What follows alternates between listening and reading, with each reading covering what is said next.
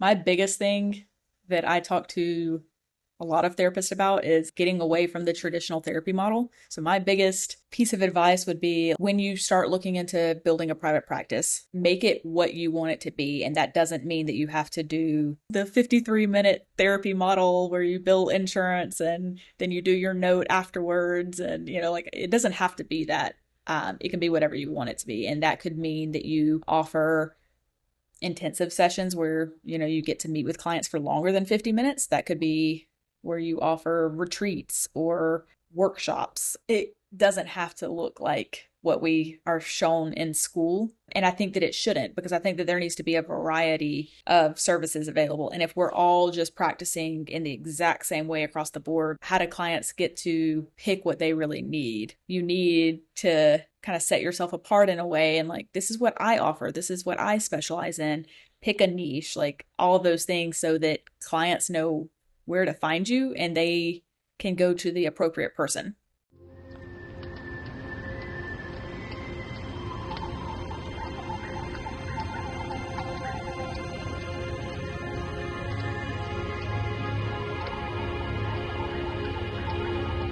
All right, welcome to Clarity. This is a podcast for reclaiming our focus, rediscovering our sense of purpose, and learning to navigate the confusions of life with resilience. And today I'm joined by Hannah Ciampini, a licensed clinical social worker and the founder of Hello Calm Therapy. Hannah specializes in helping clients heal from complex trauma, religious trauma, and chronic illness through EMDR and intensive therapy work.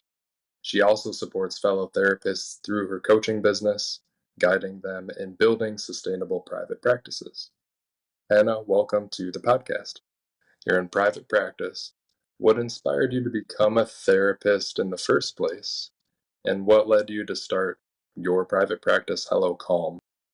So, honestly, when I first got into school and started looking into mental health and deciding what I wanted to do, I thought that I wanted to do more hospital social work. And it wasn't until I got placed at a private practice for my internship that I realized, like, wait a minute, this is actually perfectly aligned with what I want to do and who I want to see. And the girl that I trained under during my internship was amazing and taught me so much. So I just kind of fell in love with it from there. So once I finished my internship for my master's program, I decided, you know what, I think I want to kind of stick this out and keep going with it, and stayed with a group private practice for several years, loved it, learned a ton. And then about 2 years ago, I was like, okay, I feel like I am ready to have my own thing and create my own business, which for me was huge because I like being creative and kind of like thinking outside of the box. So it gave me an opportunity to really do that and make my business exactly how I wanted it. And Hello Calm has just kind of grown from there. Yeah, it seems like a natural extension of your personality, and I can see that you put a lot of you into it, right? It's your color schemes, and there's something about personal branding that allows you to really show your true colors through your business. Yes, thank you. I appreciate it. I have definitely looked into all of the branding and marketing and all of the things that go along with just owning a business in general. And it is definitely a passion project and it keeps me busy, but I love it. Do you think that sometimes that this is an aspect that therapists miss out on? Maybe we work for other companies and we don't take on the personal branding aspect or our own personal private practice aspect, where we can be very profitable and still really do what we love. Yeah, definitely. I think that for a lot of us, we're scared to take that leap because it can be a lot of work and it can be intimidating to get started. Just with starting up a business and knowing all of the documents that you have to fill out, and just all the little tiny marks that you have to go through and kind of check off, that can intimidate a lot of people. And then I think there's also this mindset for so many of us that we have to be at a certain place to do certain things with therapy. So we have to we have to be fully licensed before we can even consider working on our own. And it's like, well, who made that rule? Like, that's not a rule. So you don't have to do that, or you have to be practicing for 10 years before you decide to start your own private practice. I've heard, therapists put these like year marks on it. And it's like, well, that's not realistic either. And when I went out on my own, I hadn't been licensed too long. And I had those kind of thoughts in my head, like, oh, I I'm not ready for that because I haven't been underneath somebody else's wing as a licensed clinician for long enough. And it was like, well, I have been doing this for several years. So it's not like it's brand new to me, but I had created this scenario in my mind that, like, no, that's so far down the road. Like, I can't even look at that right now.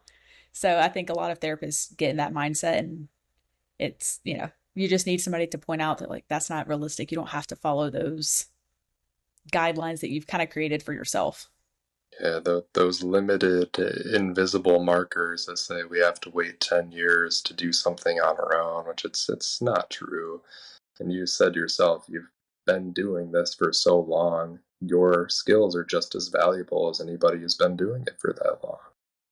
And I think that was my realization Yes. in school as well. I kind of, while I was doing the master's program, studied the business side and the marketing side on the side so I could be all up and rolling by the time I got out of school. And there's nothing wrong with Yes. advertising ourselves as a, from my side, registered mental health counselor intern and still doing that. I'm not fully licensed as long as I advertise myself as that. Hmm. There's nothing wrong with That's having my fine. own business. Yep. And that's, I think, a lot of times we get so caught up on like the title or the trainings that we have or whatever. And at the end of the day, like those things are great, but they don't necessarily mean that we are 100% equipped to be on our own or not. Like that doesn't, I have also known therapists that have worked in therapy or a mental health space for tons of years. And that doesn't mean that they know more than the next person, that they may not have any trainings, but they've been doing, talk therapy for 15 years. And it's like, well, that's great, but that doesn't mean that they know more than me about like EMDR just because they have years of experience. Like I know more about that because I have that training. So I think it's all about like putting forth the effort to learn more. And I think it was very, very smart of you to work on the business and marketing stuff while you were in school and let it just kind of be part of the process with you as you go through your internship years because it is a business. So you need those skills and they will carry you through the whole process. Correct. Yeah, we're not taught that kind of stuff in school. But when we do, when we have our own businesses, it does allow us to create more time for ourselves, which we can spend more time with the clients so they get more proper care. We can spend more time to ourselves so we get the self care time that we need. And we have time to truly study the things that we want to study so we're giving more into the clients again. So we're more knowledgeable, we're more rested, and we're not working for another facility that maybe drives us into the ground 8 hours a day, which in our field we need time to ourselves. Yes.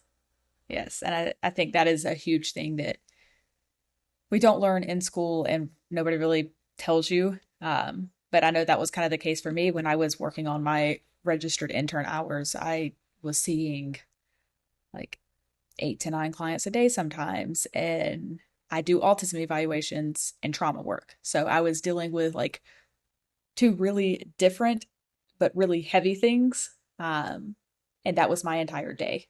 And I would do that 5 days a week. And I quickly learned like, this isn't sustainable. Like, I can't keep going like this. I'm going to get burned out. And then I'm not going to like my job anymore because I'm too burnt out to do it. I'm working 9 to 5, and not getting a break and not scheduling myself a lunch break and like all of these things. And it was like, this isn't how it should feel. And when we're dealing with people and such like complex issues, we need time to recoup and kind of recharge.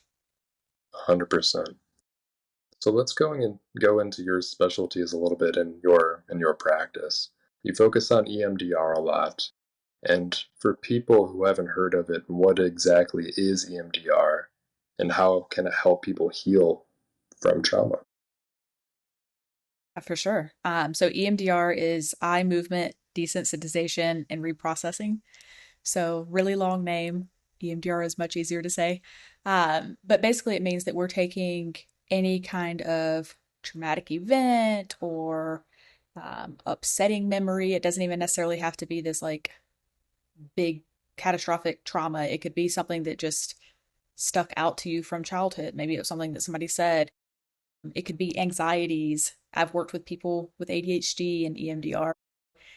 So many different areas can benefit from it, but it essentially means that we're taking those limiting negative beliefs that we hold in regards to that certain memory or memories, and we're helping your brain reprocess it. So if, I have a negative belief that, you know, car wreck when I was 16 that made me a bad person, I'm reprocessing that memory and that feeling so that my brain can get up to date with the information I have now and see that I'm safe, I'm not a bad person, I'm good, it's an accident, whatever it is, and really shift that memory to our long term memory where it's no longer triggering or upsetting and we're at peace with it.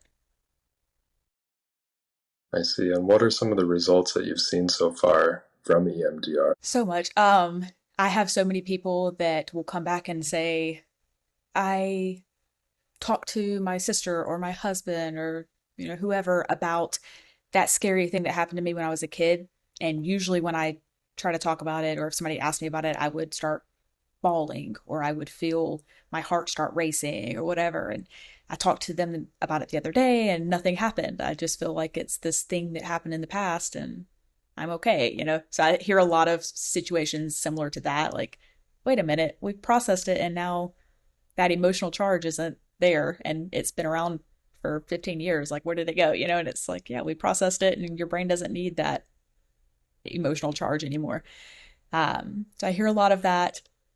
I have had several people that have had some kind of physical health syndrome or symptom that has shifted as we've done EMDR. So recently I had somebody that constantly broke out in hives and she was like, I don't, it's just kind of like an ongoing thing. Like I break out in hives pretty regularly.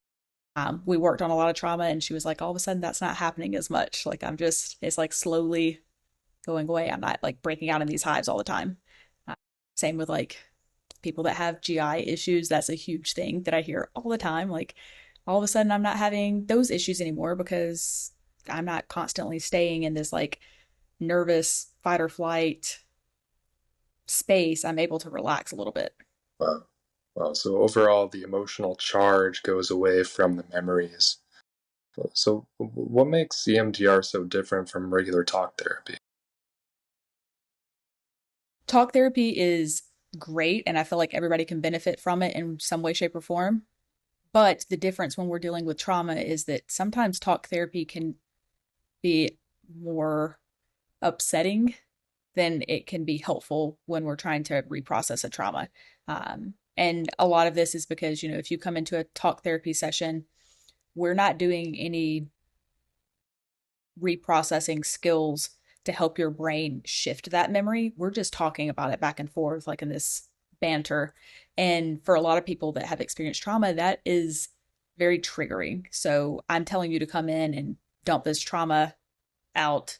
And then we don't reprocess it. We just like close it back up and say, all right, put a bow on that and take it home with you. And then next week we'll come back and we'll do that again. And, we'll just talk about it bit by bit. And people stay just kind of like triggered because they're constantly having to bring up that traumatic memory and it's not feeling any better. So EMDR is really great at helping your brain shift that memory so that you can talk about it and your brain's not treating it like it's happening right now and you're not in fight or flight. So EMDR is really an excellent tool for making those updates to your brain that like, hey, you're done with that. That was when you were 5. You're not 5 now. You're good. Can you elaborate on the concept of reprocessing a little bit? From what I understand, it's taking people out of the emotional intensity, but is it, like you said, kind of downloading a different emotion attached to the memory? Is that what reprocessing is? Reprocessing is basically a way of shifting the emotion from your short term to your long term memory. When we have something traumatic happen, it I think of it kind of like a wall. So this like wall comes up and it blocks that memory or that event from being able to go into your long term and kind of put aside. So it gets stuck in short term, which is why we can get triggered by sounds or smells or memories or whatever pretty easily because it's just staying in our short term and it's not going anywhere. So reprocessing uses bilateral stimulation, which could be eye movements where you track my hand. It could be the back and forth tapping, or I have a lot of equipment that I use. I have little buzzers that buzz back and forth and things like that. But we're using that back and forth motion to help your brain take that memory and that negative belief, kind of work through it and shift it to your long term. So, a lot of times during that process, we will start with this super upsetting memory and this negative belief, and people are like crying and they're really upset those first couple of rounds of reprocessing and they're really struggling. And I can always tell when their brain is starting to kind of work through it and get to the other side because their thoughts that they tell me each round will start to sound a little bit more positive as we go along. So it'll start to shift from like, it's all my fault to, well, I was just a kid. I didn't know any better. It wasn't my fault. It was the adult's fault. Like it was whatever it is, they're kind of like shifting more towards like, oh, wait, I don't have to hold on to that negative belief. And that's a really cool experience to see them go from like one extreme to the other. I see. And there is like a little bit of a script that you follow as well to help people guide them through obtaining this different mindset, right?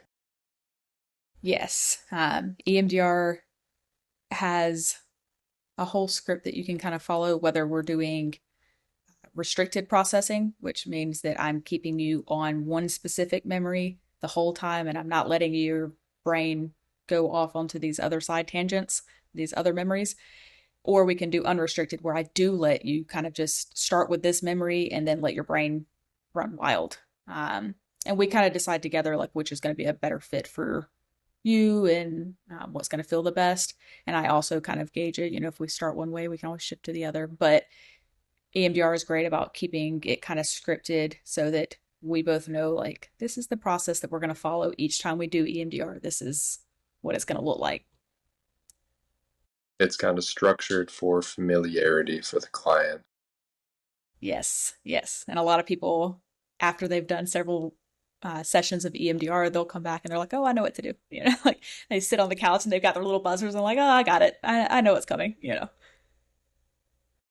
Hannah, you work with a lot of people who have gone through chronic illnesses or medical trauma. And what kinds of emotional wounds can come from those experiences, and how do you deal with those in a counseling setting? Yeah, definitely. So a lot of the people that I'm working with that fall under those categories are struggling with this idea that their identity is kind of tied up in whatever the chronic illness or the medical condition is. So, like, now I am just this person that has this disease or this thing going on. And that can be a big struggle for a lot of people. But a big thing that we talk a lot about with EMDR are these negative beliefs that kind of come up around the chronic illness and the way that they're perceived. A lot of feeling like nobody's going to believe me. I have to constantly advocate for myself because everybody else is just going to dismiss me.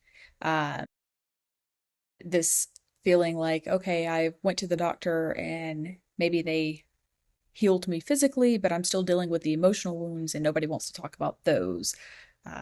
Feeling like I'm damaged or defective, I'm not normal, I'm not important, my body is out to get me, all of those things kind of come up. So when we're doing EMDR, we are really focusing on those negative beliefs. That's the big thing. Sometimes there may not be this like super catastrophic trauma that happened at a hospital that caused the medical trauma. Sometimes it may just be like I have this ongoing chronic illness and I feel like a failure or not good enough or whatever. And so we're really working on that. Like, okay, let's talk about why having this chronic illness makes you feel those things and where does that really come from? How far back can we trace that feeling? All that good stuff. So, really, really helpful for those that have a chronic illness or medical trauma, because we do know that trauma in general is a huge inflammation issue. And when we have anything medical going on or chronic illness going on, we don't need extra inflammation in our body that's making it worse. So if we can do all of these things from a physical standpoint, like take our medications or our supplements or do all these things to help ourselves, we also have to look at the internal stuff and say, okay, I've got to work on the trauma aspect and work on lowering that inflammation so that I can heal. I'm very curious, working with these clients who have these chronic illnesses and working through the mental side of things, do you often notice that the physical symptoms start to dissolve? Yes. And not in every case, but I definitely have had my fair share of people that have experienced these, like a lot of like joint aches, especially my clients that have like autoimmune issues. I work a lot with that. Um, and a common complaint with autoimmune disorders is the joint aches and body aches. And so many of my clients that I work through with that will come back and they're like, I'm not achy. Like I don't feel like I have the flu all the time, or I don't have brain fog. That's another big one. My brain fog is so much better. And I'm like, so a lot of stuff like that comes up. And again, kind of like we were talking about earlier, like even the GI stuff, like that comes up a lot. And people will say, like, oh, yeah, all of a sudden, like my tolerance for certain foods has gotten a little bit better because I'm not my nervous system isn't in fight or flight all the time and my body can actually process foods better. So that is a common one too. It's really fascinating. Once we get the mind to slow down a little bit more, maybe we're not so caught up in the rush of thoughts that are happening, which make our stomach tighten up, which make our chest close up, whatever it is, and which might cause these rashes or this autoimmune stuff that's happening. Yes, And definitely. clear out the thoughts, and then the physical symptoms start to go away. Yes. And I think a lot of times, when you have something physical going on to your body, you don't think about like going to therapy. You think about going to a doctor and them telling you what's wrong and you start a new diet or you start new supplements or medication or whatever. You don't think like, oh, I should probably go to therapy to work on this. So that has definitely been a very niche area that I somehow started working with several years ago. But it's awesome because the people that do figure out like, oh, I need to work on my internal stuff to help the physical illnesses. Once they come in and we get started, it's like, yeah, this is what I needed. Like I can actually feel myself like being more in control of my body and more relaxed and like in more of a peaceful state. Would you say that there's a really big connection between the mind and body? Absolutely. I am a huge proponent for like the mind to like brain to gut connection and how that impacts so much. Um, I talk to a lot of my clients about that. Like, hey, if we've got anything going on with just our gut, and that's not even talking about like things that could be happening to the rest of your body, but just our gut in general, if there's anything going on with that, it's going to impact your brain and vice versa. So we can't just look at like one area. We have to kind of think whole picture and work on healing all of the different things instead of just saying like, oh, my knees hurt, so I'm gonna go see somebody just about that. Like, okay, well, that's cool. They'll probably help, but what if we also look at the inflammation and bringing that down? And we can do that in so many different ways. So there's so many connections, and I think that's like my biggest thing for people is look at all of those connections, look at the whole picture, and how can I improve these things through different modalities instead of just this one thing and taking this one medication that might help. Yeah, the body is this beautifully working holistic unit, And sometimes we just focus on the mind and it keeps people trapped in the head, or we just focus on one area of the body and it traps them there. But maybe someone is going through some brain fog or some anxiety and they just need to eat a little bit more protein or carbohydrate to get the fuel going. Yes. And it's that simple Sometimes stuff. that's what we need. Yeah. Yep. And I think a lot of times, we, especially in a therapy space, like people think like, okay, if I'm going to therapy, that's not really about like my body at all. That's just like stuff I have going on in my head, and it's like, yeah, that's true, but everything's tied together. Like it's all one unit. So helping your brain is going to help your body and vice versa. Like you could be doing all this therapy work and something's going on physically and we need to address that. So I think a lot of times, whether I'm doing EMDR with clients or not, we're talking about like how all of this ties together and like look at the big picture, like this is not just one thing. This isn't just depression. This is so many other things. And I recommend the This Is Your Brain on Food book to so many people because I'm like, you need to read this. Like there's like chapters in there that are like, this is what it looks like when you have depression. This is what your brain's doing. And these are the foods that would help you with that. And these are the foods you need to avoid. And I think that's so cool because I'm like, I can like eat certain foods and it's going to help my anxiety or my depression or whatever, my ADHD, then sign me up. I'll do it. 100%. And I've heard recently that magnesium helps with attention deficit disorder. And I've Yes. noticed in my own life, if I started taking electrolyte replacement stuff like Element, LMNT, and that itself has helped with my brain fog, mental clarity, and I feel more physically energized. You're like, what? Okay, so I just have to drink this and like that'll help. Like, I just need some minerals. Okay, I can do that.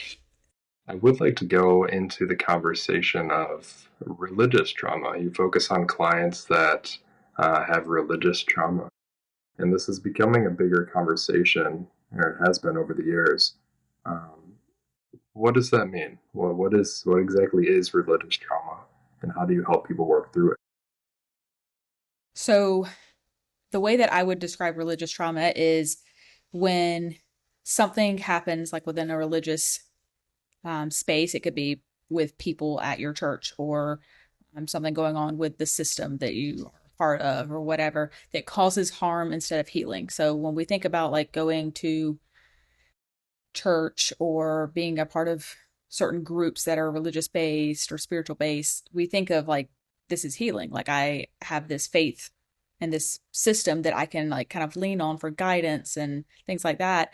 And that's what it should be. But sometimes we have experiences that are more harmful and traumatic than they need to be or than they should be. And that can create things like shame or fear of punishment is a big one. Confusion about like what their role is and where they should be in life. Identity confusion is another big one. And then for some people, a big trauma for them is feeling cut off or isolated from their religious upbringing because of like the person that they decide to be. So we work a lot with that. So when I think of religious trauma, I think of those like wounds that sometimes we can't necessarily see. It's not that somebody like physically attacked us, but maybe there was some emotional things happening, some emotional neglect or um, somebody saying things to you over an extended period of time that really build up this narrative that like I'm not safe in this space anymore or this space isn't for me. And that is a common theme with a lot of my clients. Like I don't know where to go now because I have these feelings and church has been my whole life and now I don't know who to lean on or look to for guidance and I just feel isolated. Can you give a little bit more in-depth detail of what are some of these things that people experience within religion? Yeah. I I feel like more broad.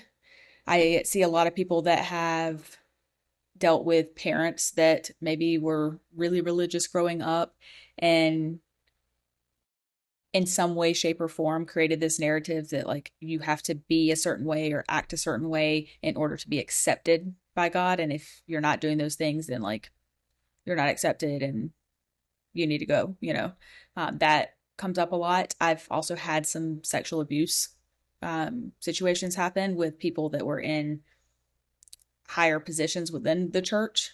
That is unfortunately very common, and I've worked with a lot of people on that. So those themes come up. And then sometimes it's, I want to experience different religions, but I feel like I am stuck to this one. And so they're, for some people, they're coming in and they're like, it's not that anything traumatic happened, but I had parents that like, we are Catholic and that is it, and like, or whatever it was. And like, I can't question anything. I can't explore anything else because this is it.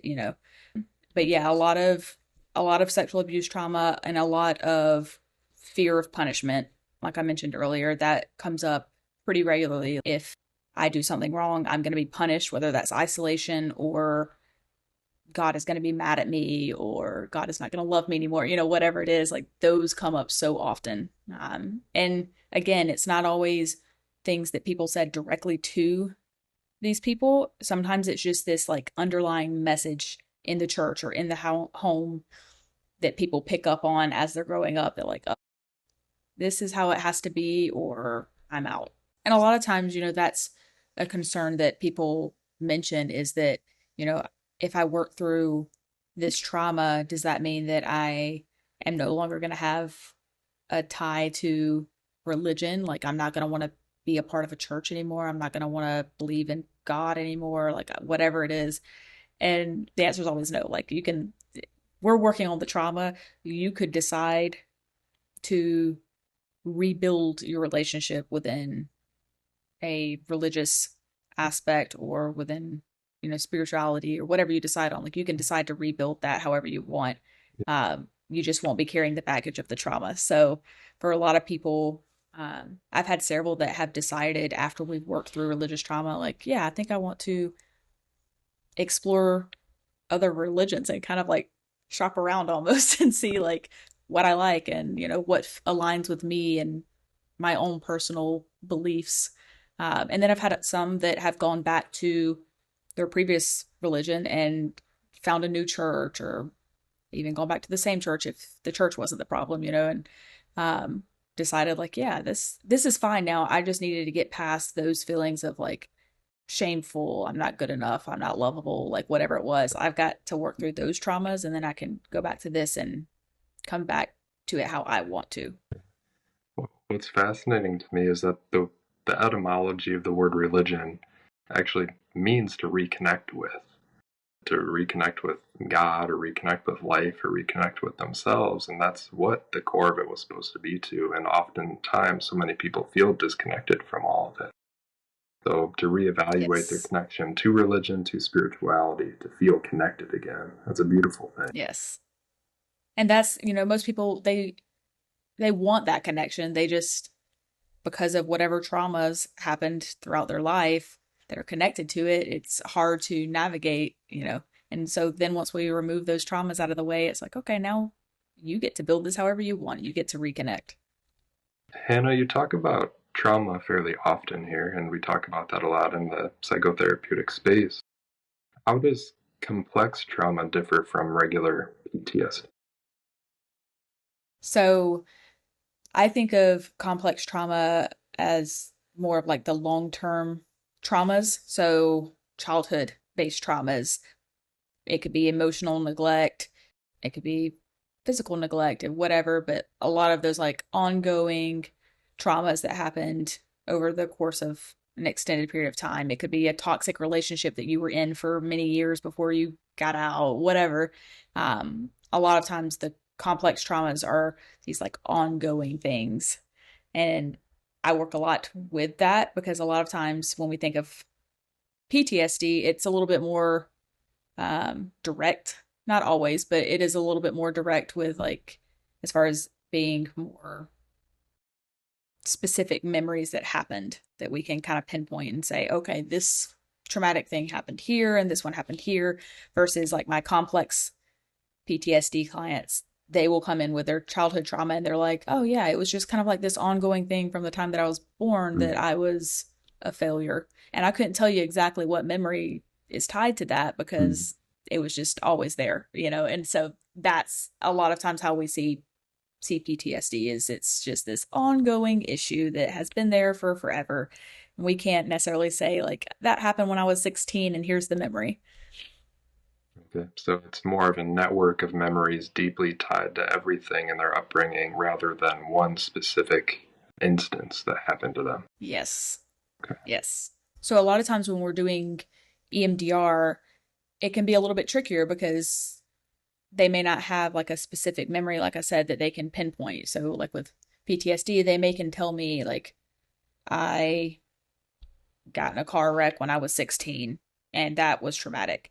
Um, for my complex PTSD, it's like, okay, you feel like a failure. You feel like your parents have always thought that you were a failure.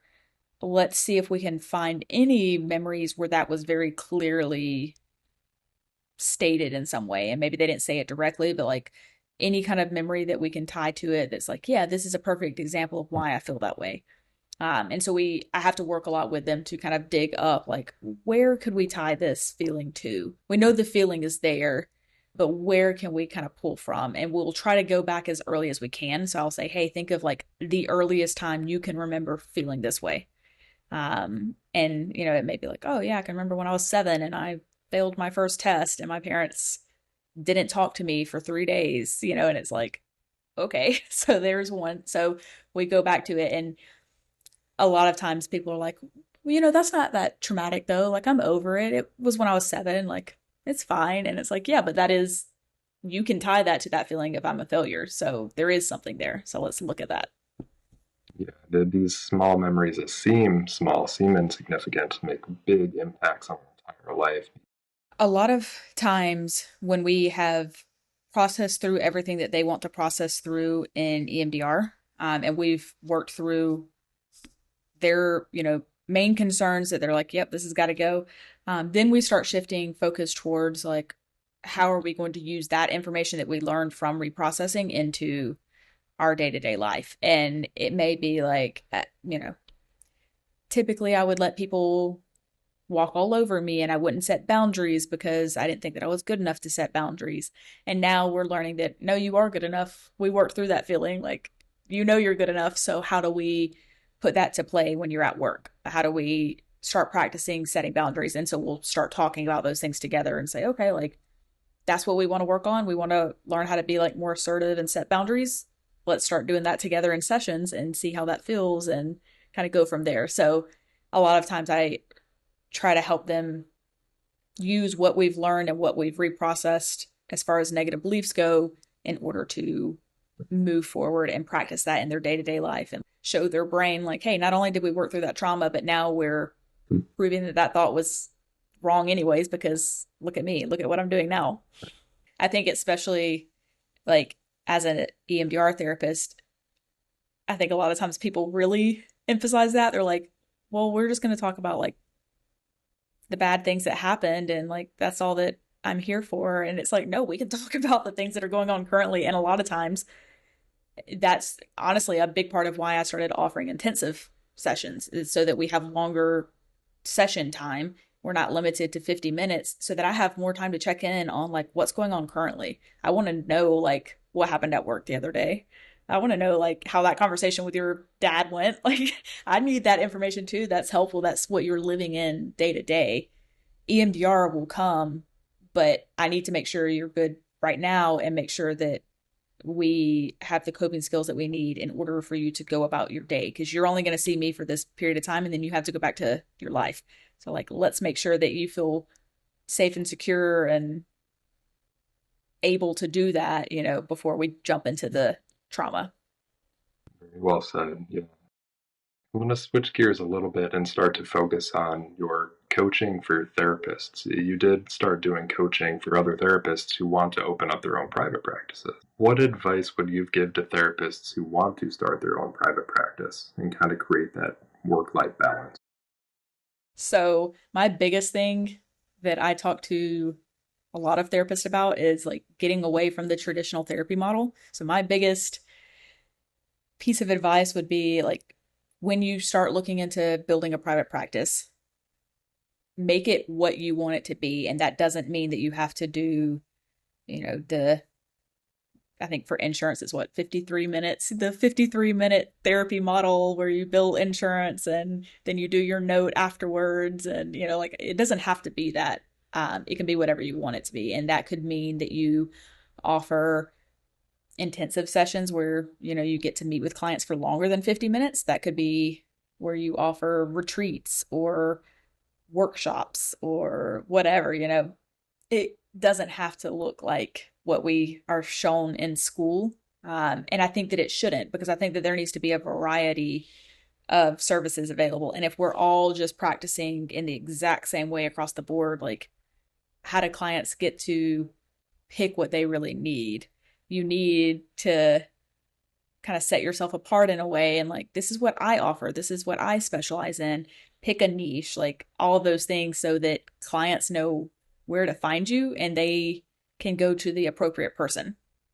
Yeah. And that also makes your life a lot easier, because you're not working with 50 different people with 50 different concerns and trying to figure out how to help all of them.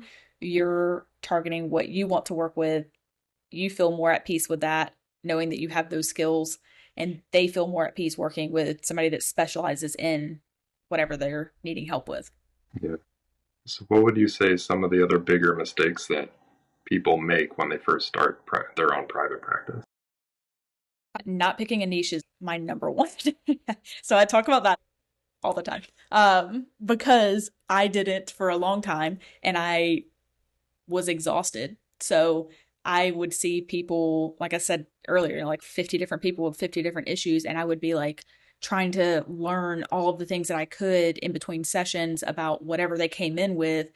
Because everybody is, you could have depression and I could have depression, but different presenting concerns with it and different history. And, so like I'm trying to figure out like all these things for so many different people. And I felt like it was kind of like the master of nothing, like I know all these like little tidbits, but I'm not the master of anything. Like I'm just helping as many people as I can and trying to just like cast a wide net. So the biggest mistake that I see for a lot of therapists is trying to cast a wide net, trying to say like I help everyone, and it's like, no, you don't. Like that's not realistic for you. That's not realistic for them. So pick a niche. Use Chat GPT to help you pick a niche if you're stuck on it. Chat GPT is like, we're best friends.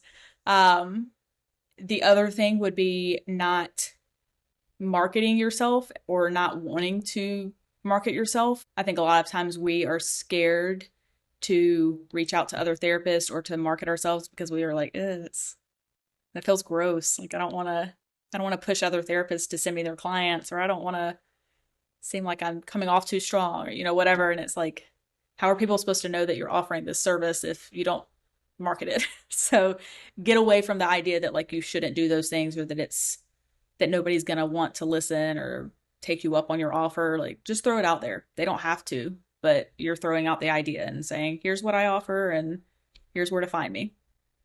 I think like before you do anything else, pick who you want to work with and focus on that, because that's also how you're going to market too. So before you can even market, like you need to know who you're talking to.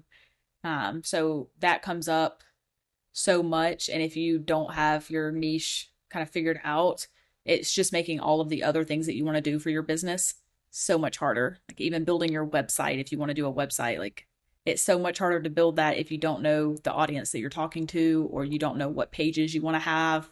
So start there, that square one, and then you can work through the other things. I think it kind of goes back to like how I started Hello Calm and decided to go out on my own. Like I like creating things. So I think it's fun for me because I'm like, oh, I get to just like help you create things. Like I will be your coach and help you figure out like what you want to do and what that looks like. So part of it is that it just like fuels that creative need.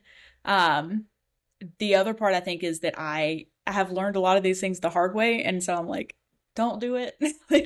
So it's a lot of like, don't learn from my mistakes, don't do the things that I did, because I did try to cast a wide net and I did get clients, but I was also exhausted all the time and I know how that feels. So I think a lot of the passion from it comes from like, no, I want to help you like get to where I am now versus like the years that it took for me to get there because I didn't know these things and I didn't have anybody say these things specifically.